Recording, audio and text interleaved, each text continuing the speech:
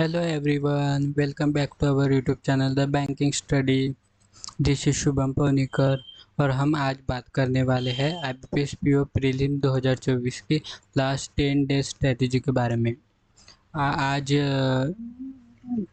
जो IBPS PO prelims का exam है वो जो कैलेंडर के अकॉर्डिंग 29 एंड 20 को है, तो 10 ही दिन बचे हैं।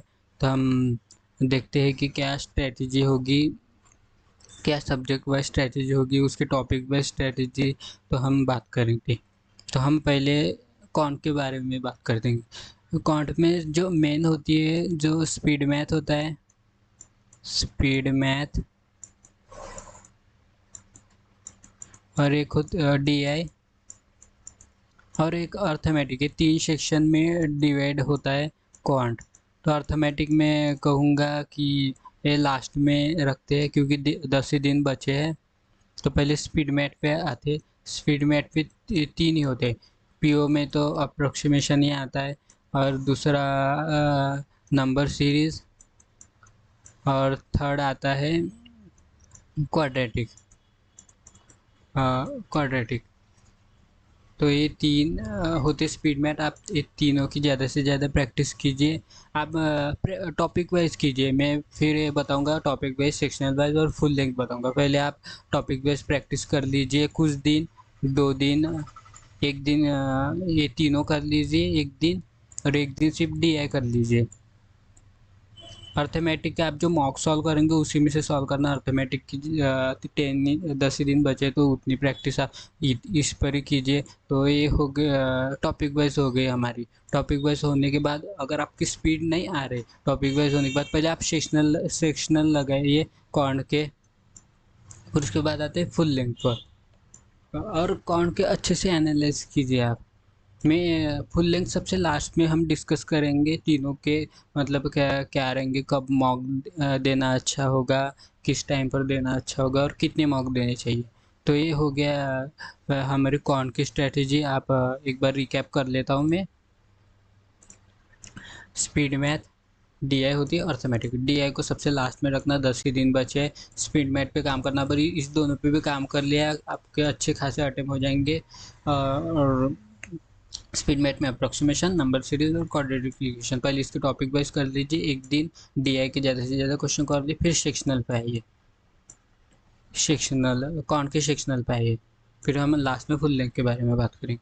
हम अब चलते हैं रीजनिंग के बारे में। रीजनिंग के इतना तो हम नंबर ऑफ क्वेश्चन भी डिस्कस कर लेते हैं इसमें।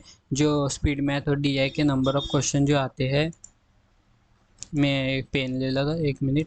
हाँ, इसके स्पीड मैथ के इसमें से 2 ही टॉपिक आएंगे, और उसके होंगे 10 क्वेश्चन। इसमें से 2 ही होंगे अप्रोक्सीमेशन। मैं कलर चेंज कर लेता हूँ, ब्लू ले लेता हूँ। एक अप्रोक्सीमेशन होगा, नंबर सीरीज रिकॉर्ड, इसमें से दोनों 2 ही आएंगे, और टोटल 10 क्वेश्चन आएंगे। डीआई एक तो 2 डीआई आएंगी, या तो 3 डी आएंगी। 2 डी आएंगी तो टेबल लाइन ग्राफ ऐसे जो 12 पे से ही होंगी, और जो 3 डी आएंगी तो उसमें से 2 टेबल लाइन ग्राफ होंगे, और एक जो होगा वो कैसलेट होगा।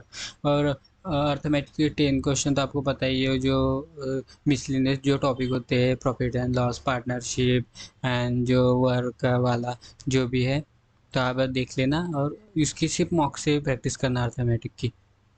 और रीजनिंग पे आते हैं। रीजनिंग के भी सबसे इम्पोर्टेंट है पजल। इसके लगभग 20 क्वेश्चन तो आते हैं कंफर्म। 20 क्वेश्चन आते हैं, उसमें से हो सकता है 4 पजल पूछे या 5 पजल पूछे, क्योंकि उसमें से 4 पजल होती तो कुछ 5-5 क्वेश्चन के होते, 4 मार्क के भी होते। 5 पजल होती है, 5 पजल होती है तो 5 मार्क के भी होते हैं, कुछ 4 मार्क के होते हैं, और कुछ 3 मार्क के होते हैं पजल। 3 मार्क वाली इजी होते हैं, और ये पजल की आप ज़्यादा से ज़्यादा प्रैक्टिस कीजिए। और इस आईबीपीएस पीओ वाला पेपर है, तो एक जो पजल होगा वो फंसाने वाला तो होगा। आपको लगेगा कि पर जल्दी आप देख के पजल चूज़ करना, क्योंकि वही पजल आपने पहले से सॉल्व करने लायक होता है, पर वो लास्ट में है, क्योंकि कोई पहले अगर चूज़ कर लेता है, हो सकता है उसमें फंस जाए, और टाइम थोड़ा भी चला जाता है प्री के पेपर में, तो फिर हम आगे सॉल्व नहीं कर पाते। तो आप पजल जो इजी पजल पहले उसको सॉल्व करना। और उसके बाद होता है मिसलिनियस आते। मिसलिनियस में सिलोगिज्म आ जाता है, और मिसलिनियस में सिलोगिज्म और बाकी जो कोडिंग डिकोडिंग आ जाता है, यही ज़्यादा आते हैं मिसलिनियस, सिलोगिज्म और इक्वेलिटी, इनइक्वेलिटी इसके। और उसमें भी एक दो क्वेश्चन वो आ जाते हैं, जैसे मिसलिनियस वर्ड फॉर्मेशन वाला हो गया, और जो -1 या -2 +1 ऐसा करना पड़ता है, वो वाला एक क्वेश्चन हो गया। और ऑर्डर एंड रैंकिंग भी आ जाता है। और ब्लड रिलेशन आप सबसे लास्ट में सॉल्व करना, क्योंकि ब्लड रिलेशन फंसाने वाला होता है, तो हो सकता है आप उसमें टाइम वेस्ट कर दे। और उसके लगभग 2 से 3 ही क्वेश्चन आते हैं। और एक आता है डायरेक्शन डिस्टेंस। डायरेक्शन डिस्टेंस के भी लगभग 3 क्वेश्चन या 2 क्वेश्चन आ जाएंगे।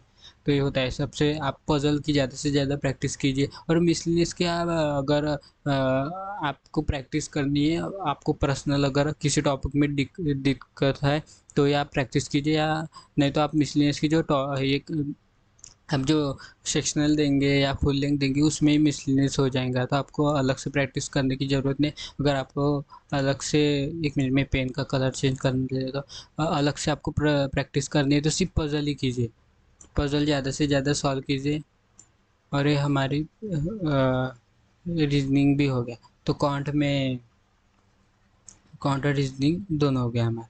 तो हम चलते हैं इंग्लिश की तरफ। इंग्लिश के कुछ इंपॉर्टेंट टॉपिक, जैसे आरसी, एक क्लोज टेस्ट हो गया, एक पैराजम्बल हो गया। लगभग इसमें से ही आपका 50 टू 60-65% आपका कवर हो जाता है। और बाकी जो आते हैं, जो मिसलिनियस आते हैं, वर्ड फॉर्मेशन वाला हो गया, और हो गया वर्ड रीअरेंजमेंट हो गया, और जो सेंटेंस रीअरेंजमेंट आता है वो ABCD वाला। और 5 क्वेश्चन कंफर्म एरर से आते हैं, मतलब वो एरर भी पूछ सकता है, वो डायरेक्ट जो 5 पार्ट दिए होते हैं, या ऐसे सेंटेंस इम्प्रूवमेंट के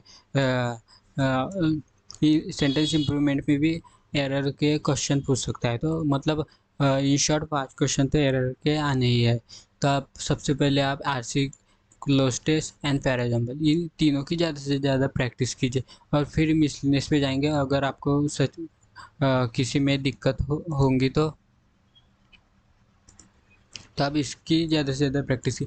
और मैं तो यही कहूँगा कि आप इंग्लिश के सिर्फ टॉपिक वाइज मत करिए, सीधा सेक्शनल दीजिए बस, पैराजम्बल को छोड़ के। आरसी में आप रीडिंग ज़्यादा से ज़्यादा कीजिए। क्लोज टेस्ट में भी रीडिंग ही काम में आती है, और क्लोज टेस्ट में कभी कभी वोकैब भी काम में आती है, क्योंकि वोकैब और रीडिंग का खेल होता है क्लोज टेस्ट में। और कॉन्ट, रीडिंग, इंग्लिश हो गया। हम बात करेंगे कि फुल लेंथ के बारे में। फुल लेंथ आप अभी 10 ही दिन बचे हैं एडमिट कार्ड तो आने का है।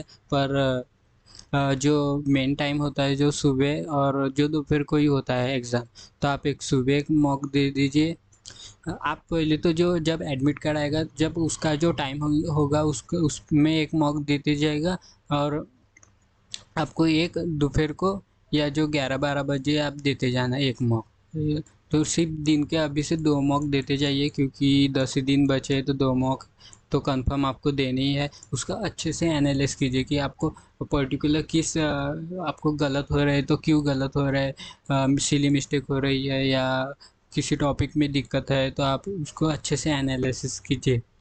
तो पहले आप टॉपिक वाइज, मैंने टॉपिक बता दिए कितने कितने क्वेश्चन आए थे इंग्लिश कॉन्ट रीजनिंग के। तो पहले टॉपिक वाइज, अगर टॉपिक में दिक्कत होगी तो फिर जाइए आप सेक्शनल की तरफ। अगर स्पीड नहीं आ रही किसी सेक्शनल में, जैसे आपके कॉन्ट के अच्छे मार्क आ रहे हैं, रीजनिंग के नहीं आ रहा है, तो मतलब आपको सेक्शनल ज़्यादा से ज़्यादा देनी है। और लास्ट में फुल लेंथ दीजिएगा। फुल लेंथ अभी से स्टार्ट कर दिए, दोनों दीजिए। एक आपका दोपहर को दे दीजिए, और एक शाम को दे दीजिए 3-4 बजे, 4-5 बजे। और जब भी एडमिट कार्ड आए, तो जो आपका टाइमिंग होगा तो उसी टाइम में दे देती आप दे सकते हैं, क्योंकि आप उस टाइम में एक्टिव होने चाहिए, आपको आदत पड़ जाएंगी फिर। और उसी टाइम में आपको दिमाग को पता चल जाएगा कि अच्छा परफॉर्म करना है, और आप एग्ज़ाम में भी अच्छा परफॉर्म करोगे फिर। तो ये रही हमारी IBPS prelims 2024 last 10 day strategy. तो आप अच्छे से प्रिपेयर कीजिए, प्रैक्टिस कीजिए, ज़्यादा से 2 मॉक तो दे दी और अच्छे से एनालाइज कीजिए। और आपको वीडियो यूज़फुल लगी हो तो सब्सक्राइब ज़रूर कीजिए। Thank you.